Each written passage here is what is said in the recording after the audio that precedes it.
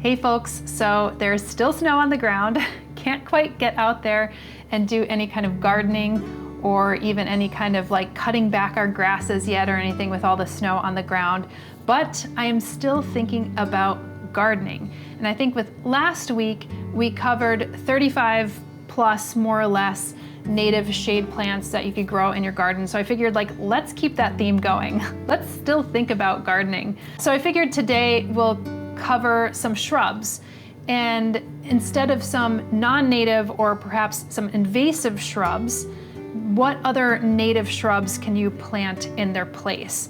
And again, not all of these are considered invasive. Some are restricted, some are just non-native plants, and there's really good native alternatives.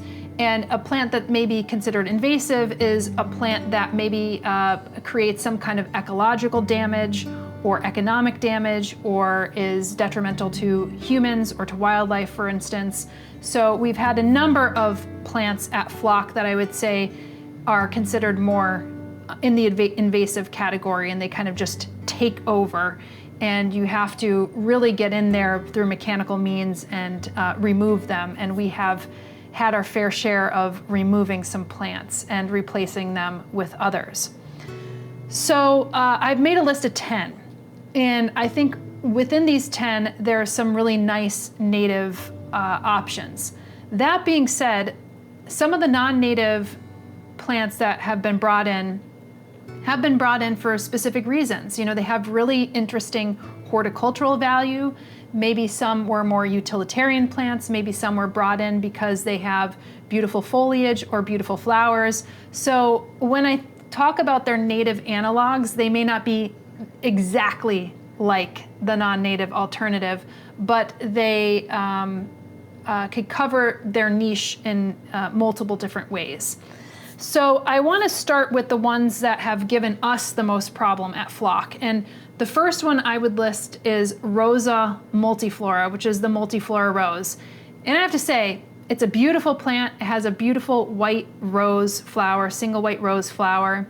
It gets these lovely little rose hips in the winter. It gets these aggressive thorns. And this was a plant that was brought over in the 1800s. I think most of these plants were actually brought over in the 1800s. This one was specifically in 1866. And I think it was brought over not just for its horticultural or wildlife value, but was actually used as a living hedge. So when I talked to a lot of farmers were getting, old-time farmers were getting these Rosa multifloras and putting them up against their cow fences or their horse fences, for instance, and they are pretty impenetrable. I mean, nobody wants to go, especially bare arms, through a Rosa multiflora bush, and they get pretty sizable. And one of their little branches could come down and start to propagate. They spread their somewhat superficial roots, underneath the soil, and they'll pop up, 10 yards down the line. So they are really challenging to get rid of. And those thorns, I mean, you have to wear rose gloves. I mean, basically you'd want to wear a metal bodysuit if you could, but then that would just be miserable. So I would say that's the biggest one that we've had to tackle at Flock. But we have so many awesome native roses that could take its place. So say you like the rose, or you like the fact that it has some pollinator potential, or that you might see a bird nest or two in your Rosa multiflora. Well, we have a lot of native roses out there. Rosa palustris is one of them. Rosa setigera is another. Rosa caroliniana is another one. Rosa blonda, and also Rosa viriginiana are a few that I could think of that are native to New York. Now, if you're in a different state, you might have to do some more research on what roses are actually native to your area. So I'm very New York State centric, and that's what I'll actually be referring to. So those I think would be kind of perfect analogs that you could replace with your multiflora rose, if you're able to get it out of the land. The second one I think that we had the most problems with is the Lonicera, or the Lonicera japonica, Lonicera morii, all the bush honeysuckles, the non-native bush honeysuckles. So this again was brought into the US in the 1800s. I think it was 1806 when this was first introduced And again, it was for horticultural value. They loved it as like a living hedge. And this has a certain way about it where it actually just sends out these roots slightly underground, and another one will just pop up here and there. So oftentimes when we were pulling them out, especially more mature Japanese honeysuckles, we would pull and pull and pull, and then it would be attached to another one way down the line. So you want to get them when they're young. And the reason why I think these are easier to pull out than Rosa multiflora is, one, it doesn't have thorns. That's a big one. And the second aspect of it is that they grow pretty superficially, and then if you are able to actually get them while they're young, they just like pull out very easily without you like hurting your back or anything along those lines. So that's a big one. There has been some research studies that are out there that have shown that the berries that are produced on Japanese honeysuckle and bush honeysuckles do not provide the same amount of nutrition and value for fruit-eating birds like cedar waxwings. And it'll actually change the color of the bird's plumage as well based on the berries that it eats. So what other alternatives do we have to the non-native Japanese honeysuckle? Well, Calycanthus floridus is called sweet shrub, has an incredible bloom. They have specific cultivars. Some of them are that kind of more reddish purple bloom. Others are that kind of creamy white. But this is a wonderful plant for pollinators, and also kind of has a little bit more of that bushy, drapey shape, and gets to around the same size as the Japanese honeysuckle. Then I would recommend perhaps Ilex verticillata. Now, the flowers are a bit more inconspicuous. They're kind of this creamy whitish green color, but pollinators are most definitely attracted to them. And the benefit of Ilex verticillata is that it does get these, depending on the cultivar, you might get these usually red berries, but sometimes they have like orange and even orange yellow berries, depending, like I said, on the cultivar. And most of the time, the birds don't seem to be attracted to their berries until there is a light frost. So I kind of think these are more like famine food, or they just become more palatable for the birds after that first frost. And then you see birds like the cedar waxwings or the robins who've come in early and there's been a snow, then they descend onto these bushes and they eat those berries. So really important food during the winter months. The next one is a phenomenal one, and we just started growing it at Flock, and it's called Callicarpa americana. This is Beautyberry, and there are some cultivars on the market that don't stick with the North American lineage, and they have these cultivated ones that maybe cross with the Asian varieties. But the Callicarpa americana is pure American lineage, and the berries are so bizarre. They are like bright purple, and they grow along the edges of the stem in these clusters, and they get these really funky flowers too. And it's just an overall really interesting plant. It has more of an arching, airy shape, so it's definitely not as dense as like a Japanese honeysuckle, but again, kind of blooming around the same time and provides those really interesting berries that are both of ornamental value as well as wildlife value. So I think those are the two plants that have been the most problematic at Flock. Those are the ones that I would consider have been invasive and cause some level of ecological damage, and have been basically a pain in the butt for us. There's others around the area that we haven't had any kind of issue with, but they're basically knocking on our door. And the next one I would say is Japanese knotweed. And if you go up our road or down our road, you'll see Japanese knotweed kind of growing along the riparian areas. And we do have a little brook that comes through, a little tributary that comes through on our land, but we have not seen Japanese knotweed yet in the area. And the genus has been changed. I think it used to be kind of like called Philostachy or something like that, but I think it's called Reynoutria now, japonica. And there are several different kinds of Japanese knotweed. And these were brought over again in the 1800s and grown on estates because it's kind of this like stately plant. Sometimes they call it Japanese bamboo because it does have that kind of bamboo-esque kind of cane. And it has these like arching leaves and these really like these cool sprays of creamy white flowers that honestly the pollinators, especially honeybees, are really attracted to. So this plant spreads and spreads and spreads to the point that nothing else could grow in the riparian area but this plant. And I have a personal story with this plant because one of my first jobs as a teenager was actually coming up with a planting plan for an area that was an old coal dump. Basically, it had culm, which is the waste products of coal, and it was washing this acid mine drainage into a Class A trout fishery. So I had to come up not only with the planting plan, but work with a geomorphologist and remove some of these non-native plants that were, happened to be growing around the riparian area. And one of the few plants that was actually growing, which more power to this plant, was a Japanese bamboo and was also some birch trees. Trying to remove that plant once it gets a foothold is harrowing. So I am so happy that we didn't have to contend with this plant also at Flock. And if I even see one little sprig of it, you better believe I am gonna get out there and actually remove it. So without further ado, what are some plants that we could grow, native plants that we could grow in its place? And I would say a really wonderful one is Cephalanthus occidentalis. This is our native button bush. And my, oh my, what a darling flower that it has. It looks like a pincushion, and the pollinators absolutely love this. We planted this the first year that we were there. We were gifted one and we planted it around Half Lake, and I got another one and I planted it.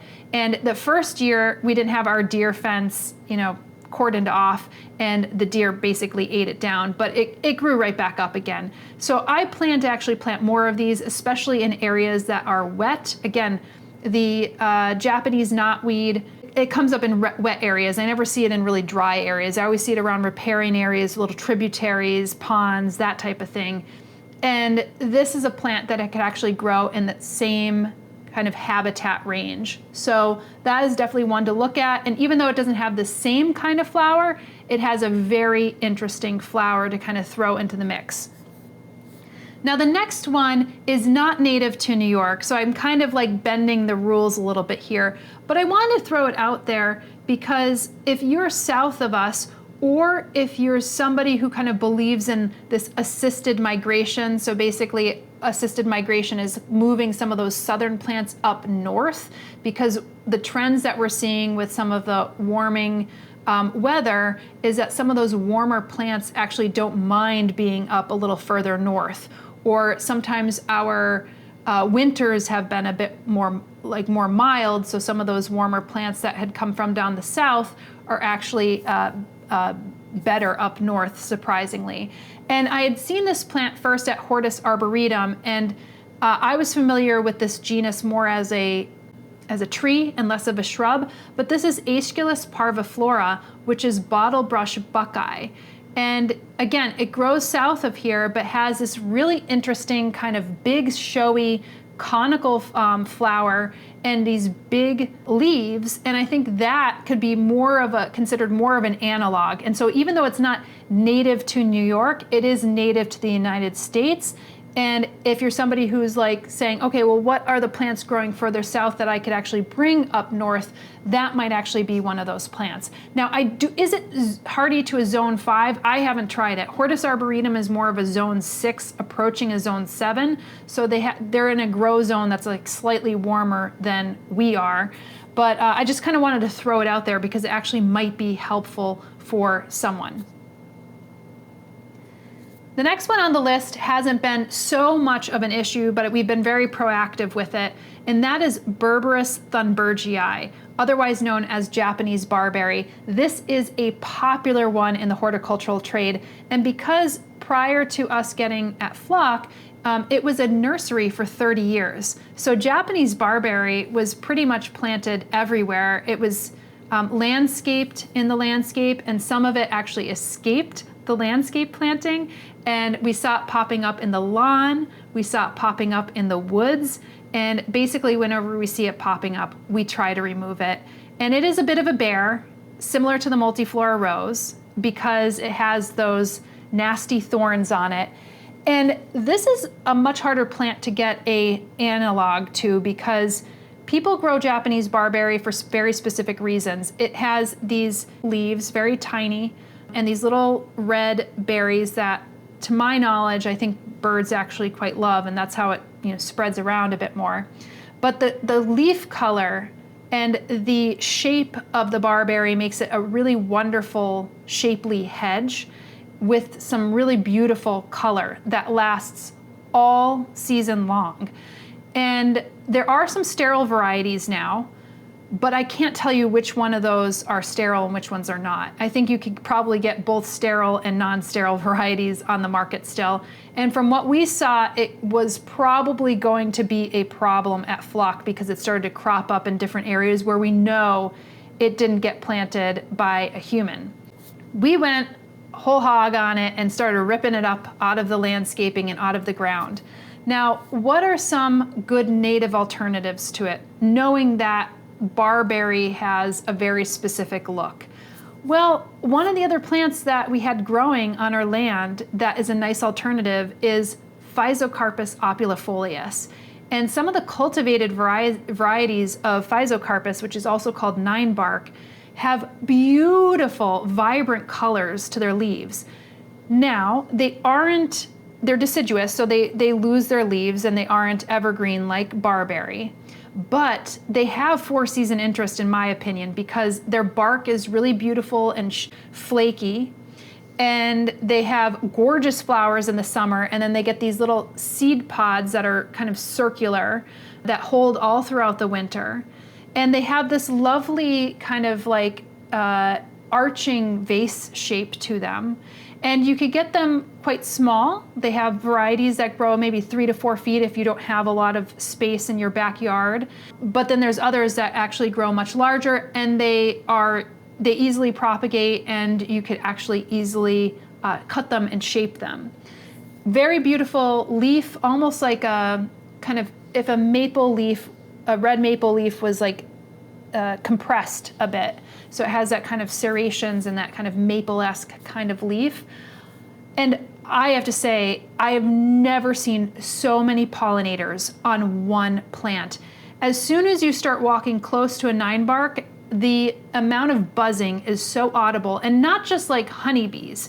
You're getting some of your native solitary bees, flies, and a number of others that are just attracted to Physocarpus opulifolius. And this was a native plant that I knew nothing about, but it was growing everywhere at flock. So we wanted to really cultivate that and bring in some more of the cultivars as well. The native ones have more of a green leaf, and we have those growing. And unfortunately, we actually had to take out a lot of those as well, because when we were cleaning out the meadow area where it had all the greenhouses and a lot of the honeysuckle and everything, unfortunately some of those nine bark had to go. And we saved some of those and then repropagated them, but we probably took out more than we propagated. So Physocarpus, can't talk about that plant enough. I think it's a really interesting plant and a really good option to the Berberis thunbergii.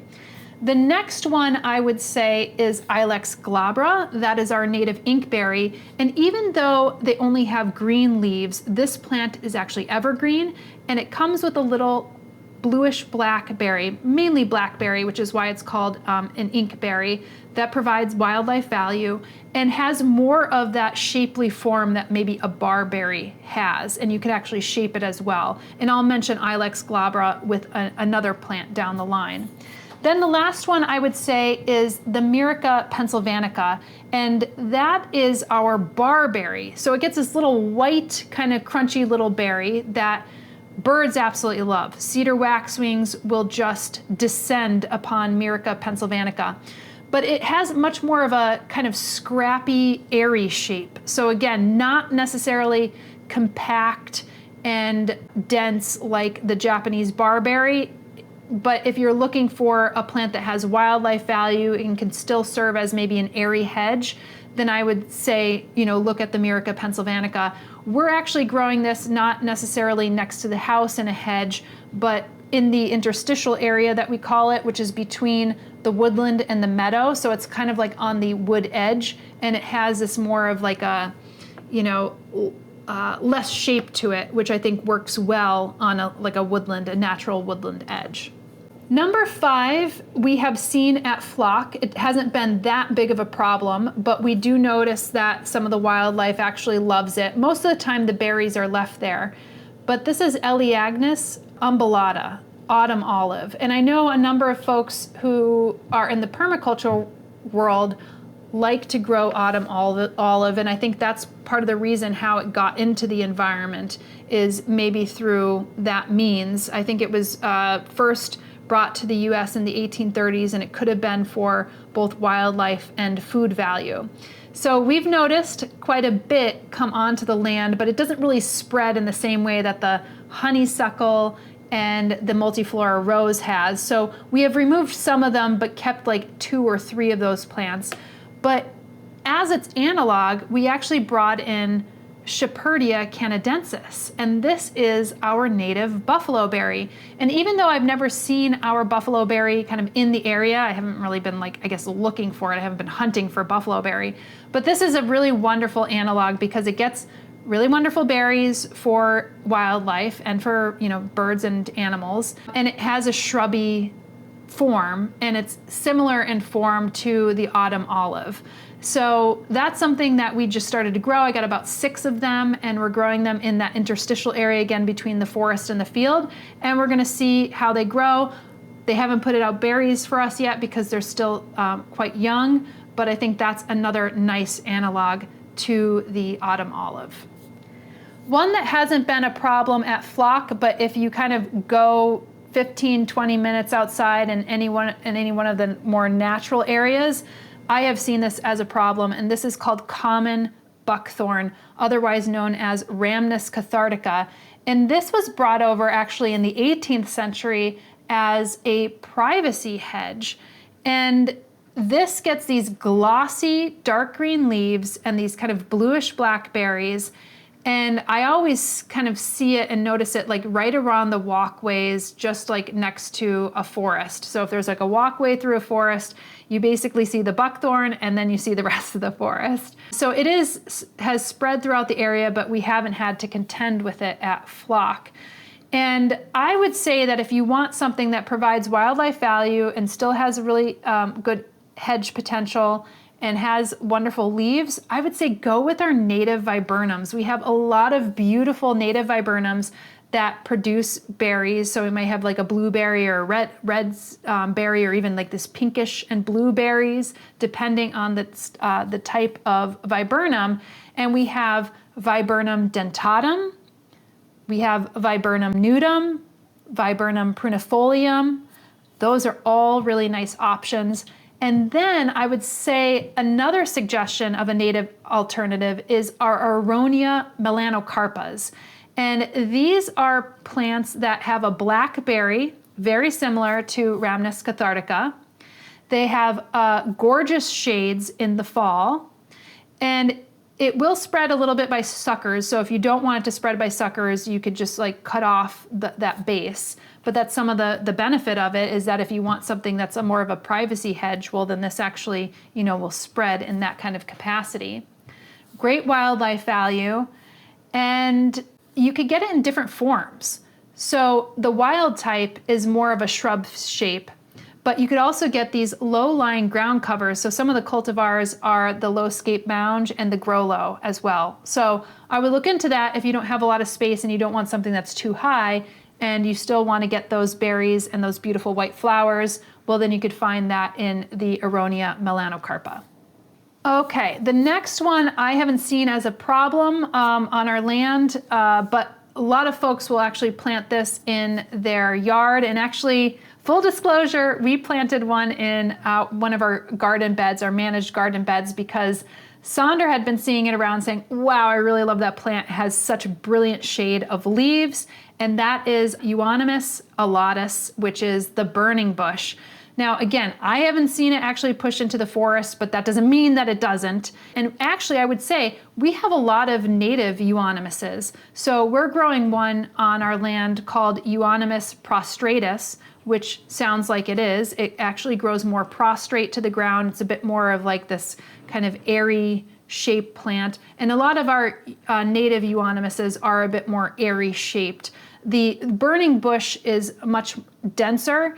And again, very few plants can contend with the brilliance of the red leaves. However, if you want to go with a more native variety, then you could go with our Aronia arbustifolia, which is the red chokeberry, and this does get some really phenomenal red foliage, particularly in the fall months. Or you could go with our Itea virginica, which is the Virginia sweet spire. Gets these really beautiful white sweet scented flowers and really red leaves in the fall. So those are two really good alternatives if you want to swap that out for native shrubs. The next one we've never grown at Flock, but man, oh man, you could really find it as a pollinator plant in pretty much any garden center, because I think people really love the look of them. And that's the Buddleia davidii, which is the butterfly bushes. And few plants could really contend to the size of these flowers. You know, they have these really beautiful conical inflorescences that are often brightly colored, like in purples and pinks and kind of like reddish purples and things along those lines. And a lot of gardeners like to grow it because it is a shrubby plant, takes up a little bit of space, and the butterflies are really attracted to the nectar. But the problem is, not necessarily I haven't seen in our area, but in other areas, it's starting to kind of push out into the native environment. And there are plenty of wonderful native species that actually provide not only foliage for our native insects to eat, but also the nectar sources as well. Three that I could really think of is our Ceanothus americana, which is the New Jersey tea. And this is one that we've started to plant quite a lot of at Flock. It's something that I'm very interested in. The deer tend to love it, and I would say one of the downsides with some of these native plants is if you don't have something cordoned off, and if you have a heavy deer pressure, a lot of deer will eat those native plants. And that's part of the reason why some of these non-native plants, which are just basically unpalatable to our native organisms to eat, that's part of the leg up, I guess, that they have to our native species, because those native species often get eaten down by a lot of insects or other type of munchy herbivores like hedgehogs, groundhogs, squirrels, rabbits, and porcupines and deer and what have you. So there's quite a lot that our native plants have to deal with that our non-native plants don't have to deal with. So New Jersey tea, I would say, I already mentioned this one before too, is Itea viriginiana, which is the Virginia sweet spire. Gets a very similar, kind of this kind of inflorescence that's, again, it's white, so it can't contend with the colors that come out with the butterfly bush, but it's not a bad option. And then also Clethra alnifolia, which gets some really beautiful yellow leaves in the fall. So it gets really beautiful fall color.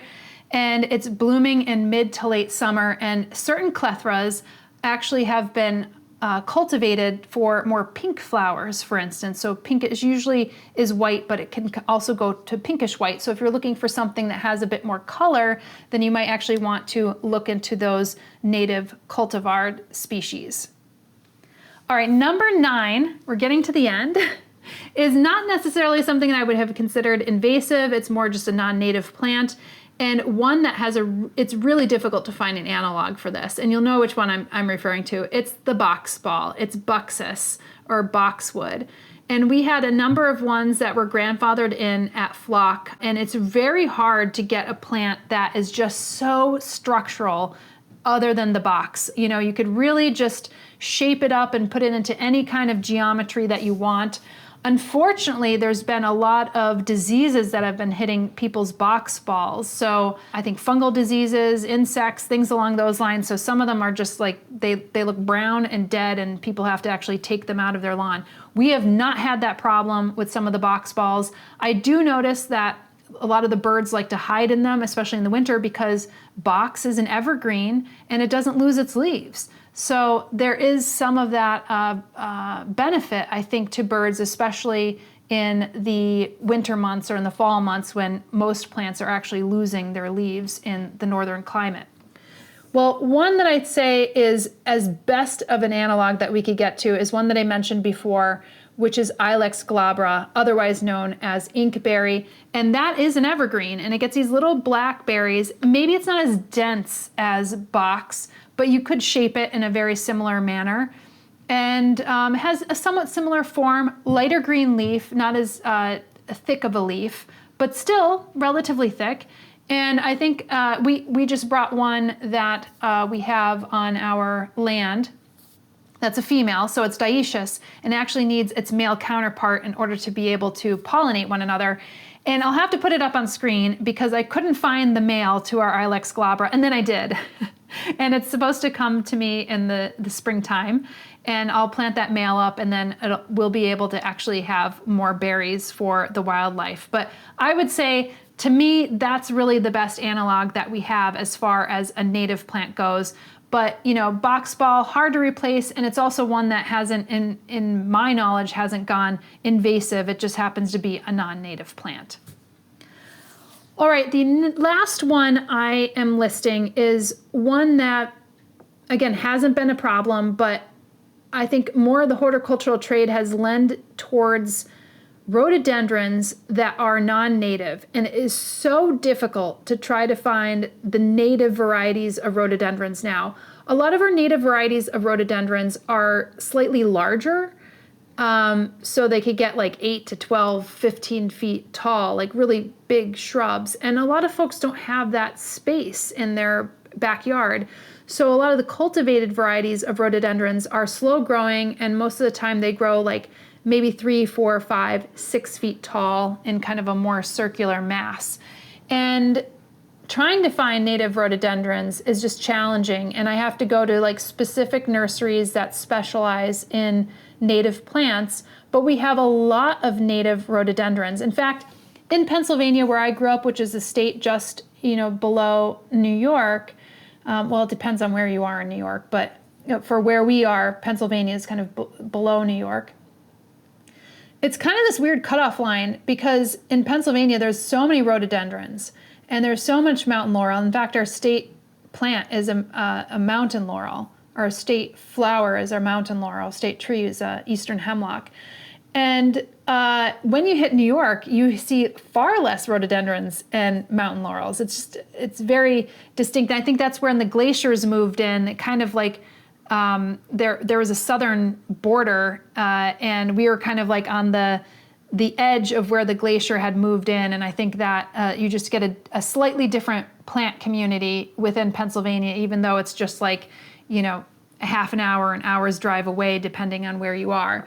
So, but I have sought out some of our native rhododendrons, and we have quite a few. So we have Rhododendron canadense, Rhododendron paracliminoides, Rhododendron prinophyllum, Rhododendron viscosum, and Rhododendron calendulaceum. Those are a few different native rhododendrons that you could be growing. And again, if you don't have the space and you don't want to grow a native rhododendron, well then maybe you do want to try Kalmia latifolia, which is our native mountain laurel. And some of the cultivated varieties actually have a much smaller stature. So you could get some Kalmia latifolias that have maybe that 3 or 4 foot stature. Some of them actually grow up to 6 feet tall. Supposedly they're more deer resistant, but the one that we didn't have cordoned off definitely got munched on by deer. So you do have to be careful with it, because even though it has a slight like toxicity and poison to it, I think in feast or famine, you know, the deer are going to turn to pretty much anything in order to eat. And so one of our kalmias definitely got nibbled on, and I'm pretty sure it was deer lips that did it.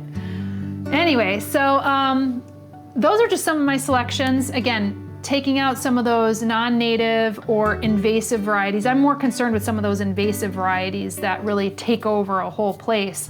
But I think we have a lot of great native alternatives. And again, I'm not a person who's opposed to horticultural varieties or to cultivars. I'm just placing a lot more emphasis on some of our native plants, and I wanted to be able to share this with you because pretty much every plant that I've listed as a native alternative, we're basically growing too at Flock, except for that bottle brush buckeye. We have not tried that, but everything else we're growing, from Ilex verticillata to Ilex to the Clethras to Ilex glabra, the Cephalanthus occidentalis, Beautyberries, all those ones we're actually growing, and I'll probably increase those numbers as the years unfold and we're able to get the snow away and start gardening again. So anyway, I hope this is really helpful, that it is useful for you, that it serves as some inspiration and for some new ideas for gardening.